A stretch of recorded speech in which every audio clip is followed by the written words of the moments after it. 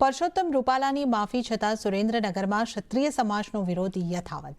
લખતરના મોઢવાણી, ઓળક, સદાત સહિતના ગામમાં ક્ષત્રિય સમાજ અને કરણી સેનાએ ગામની બહાર બેનર લગાવ્યા. ભાજપના ઉમેદવાર સહિત કોઈપણ આગેવાન કે કાર્યકર પર ગામમાં પ્રવેશ બંધીના લખાણના બેનરમાં ઉલ્લેખ.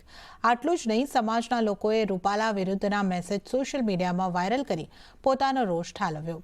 જ્યાં સુધી પરસોત્તમ રૂપાલાની ટિકિટ રદ નહીં થાય ત્યાં સુધી ગામમાં પ્રવેશ નહીં કરવા દે તેવી ચીમકી ઉચ્ચારાઈ. આ સાથે રાજકોટ, મોરબી, જામનગર, દ્વારકા, કચ્છ અને ભાવનગરમાં રૂપાલા સામે વિરોધ જોવા મળ્યો. આ સાથે પરસોત્તમ રૂપાલાના વિરોધ બાદ સમાધાન સંદર્ભે ભાજપની એક બેઠક મળી. ગાંધીનગર ખાતે ભાજપના અધ્યક્ષ CR પાટીલના ઘરે મહત્વની બેઠક મળી હતી. જે બાદ CR પાટીલે કહ્યું કે રૂપાલાએ 3 વખત માફી માંગી છે, જે બાદ ક્ષત્રિય સમાજ મોટું મન રાખીને માફ કરે તેવું કહ્યું હતું. આ સાથે પાટીલે કહ્યું કે આવતીકાલે 3 વાગે ક્ષત્રિય સમાજ સાથે બેઠક કરશે. કે સમાજમાં જે રોષ છે वो स्वाभाविक है कि एमना माटे टिप्पणी थई होय तो समाजनो रोष स्वाभाविक है, पण हवे एमणे त्यारे माफी मांगी है तो क्षत्रिय समाज एक मोटुं मन राखीने एमने माफ करे. पार्टीना सौ आगेवानो पण एमनो संपर्क करवाना छे. लगभग क्षत्रिय समाजनी 92 लोकोनी एक आखी टीम है, संकलन समिति है. एमने आवतीकाले 3 वागे ए मळवाना छे. एमनो रोष हशे ते पण सांभळशे અને એમને સમજાવશે અને ધીમે ધીમે વાતાવરણ સરળ બને એના માટેના પ્રયત્ન કરશે. આજે લગભગ અમારી મિટિંગ 2.5-3 કલાક ચાલી છે અને એમાં કોને મળવું, કેવી રીતે મળવું, કોને એ બધી જવાબદારીઓ પણ નક્કી થઈ છે અને આનો જલ્દીથી નિવેડો આવે એના માટે ભારતીય જનતા પાર્ટી તરફથી પણ આ પ્રયાસો શરૂ થયા છે. ક્ષત્રિય સમાજને મારી પણ હાથ જોડીને વિનંતી છે કે ભૂલ થઈ, ભૂલ માટે માફી પણ મંગાઈ છે. તો ક્ષત્રિય સમાજ હવે પોતાનો રોષ શાંત કરીને પાર્ટીની સાથે વર્ષોથી રહ્યા છે, તો પાર્ટીની સાથે જોડાય એવી હું અમને હાથ જોડીને આપણા માધ્યમથી વિનંતી પણ કરું છું. જો કે આ બેઠક બાદ રૂપાલાના વિવાદિત નિવેદન પર ક્ષત્રિય સમાજનો વિરોધ ચાલુ છે. પદ્મિની બાવાળાએ નિવેદન આપ્યું કે જો ટિકિટ રદ થાય તો જ રોષ શાંત થાય. આવતીકાલે જે બેઠક મળે છે તો હું લગભગ બધાના કોન્ટેક્ટમાં છું. ત્યાં એ બેઠકમાં પણ આ જ વાત છે કે ભાઈ એક વ્યક્તિ જે રૂપાલાભાઈ એમની ટિકિટ રદ થાય તો આ એક શાંતિ થઈ જાય અને એક જે ક્ષત્રિય સમાજનો રોષ છે પ્લસ અન્ય સમાજનો પણ રોષ છે એ બધું શાંત પડી જાય. તો એક વ્યક્તિના લીધે જો આટલું બધું થતું હોય તો એક બધાએ વિચારવા જેવી વાત છે. ખાસ કરીને કાલે ગોતામાં પણ એક બેઠક મળનાર છે. શું તમે એ બેઠકને કઈ રીતે જુઓ?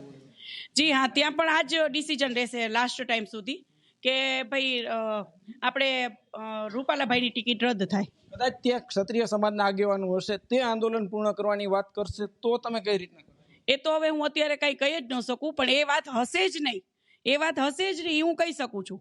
એ તો હું 100% કહી શકું છું કે ત્યાં જેટલા પણ ક્ષત્રિય આગેવાનો હશે એ મને પૂરેપૂરો વિશ્વાસ છે કે આ વાત તો હશે જ નહીં કે બીજી રીતે આપણે બીજો વટલો પ્રશ્ન ગોતીએ કે નહીં. એક જ વસ્તુ હશે કે ભાઈ રૂપાલાભાઈની ટિકિટ રદ થવી જોઈએ. બેન, ખાસ કરીને આજે પણ CR પાટીલે એવી અપીલ કરી છે કે 3 વખત જે છે રૂપાલા માફી માંગી ચૂક્યા છે, હવે મોટું મન રાખીને માફ કરવા જોઈએ. તમે કઈ રીતે? જી ભાઈ શ્રી CR પાટીલ ભાઈનું તો એક માનવતા અને એક આટલા મોટા વ્યક્તિત્વ એમનું છે અને અમને તો ખૂબ માન આવ્યું એમના ઉપર કે આટલા મોટા વ્યક્તિ છે છતાં એમને આટલું અમને એમ કહ્યું. પણ હું એમનું અમે ક્ષત્રિય સમાજ અને અન્ય હું એનું માન જાળવું છું.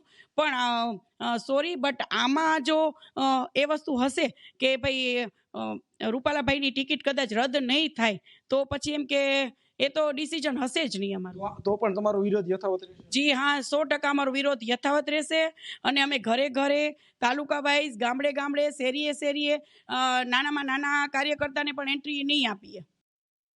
આ સાથે જ CR પાટીલની અપીલ છતાં ક્ષત્રિય સમાજમાં રોષ યથાવત છે. તેઓ પોતાની માંગ પર અડગ છે અને વડોદરા, સાબરકાંઠાની જેમ રાજકોટમાં પણ ઉમેદવાર બદલી નાખવાની માંગ કરી રહ્યા છે. અમારી જે માંગણી છે કે જે અમારી અસ્મિતા ગવાઈ આપે કીધું કે માફી માંગી લીધી, પણ આ સમગ્ર ક્ષત્રિય સમાજની 90 સંસ્થાઓ અને સમગ્ર ગુજરાતના કચ્છ, કાઠિયાવાડ, સૌરાષ્ટ્ર, મધ્ય ગુજરાત, દક્ષિણ ગુજરાતના બધા આગેવાનોએ નક્કી કરેલી વાત છે કે જ્યાં સુધી પુરુષોત્તમ રૂપાલાની ઉમેદવારી રદ નહીં થાય ત્યાં સુધી અમારી માગણી ચાલુ રહેશે.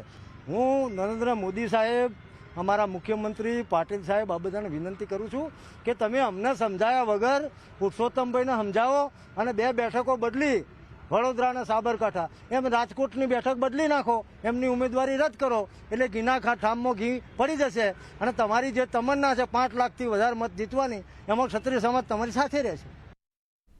તો આ સાથે રૂપાલા અને ક્ષત્રિય સમાજના વિવાદમાં શંકરસિંહ વાઘેલાએ નિવેદન આપ્યું છે. તેમણે કહ્યું કે કોઈ પણ સમાજ માટે આ પ્રકારની ટિપ્પણી કે શબ્દો યોગ્ય નથી, જેથી સમાજની માંગ યોગ્ય છે અને આ માટે રાજકોટમાં ભાજપ ઉમેદવાર બદલે.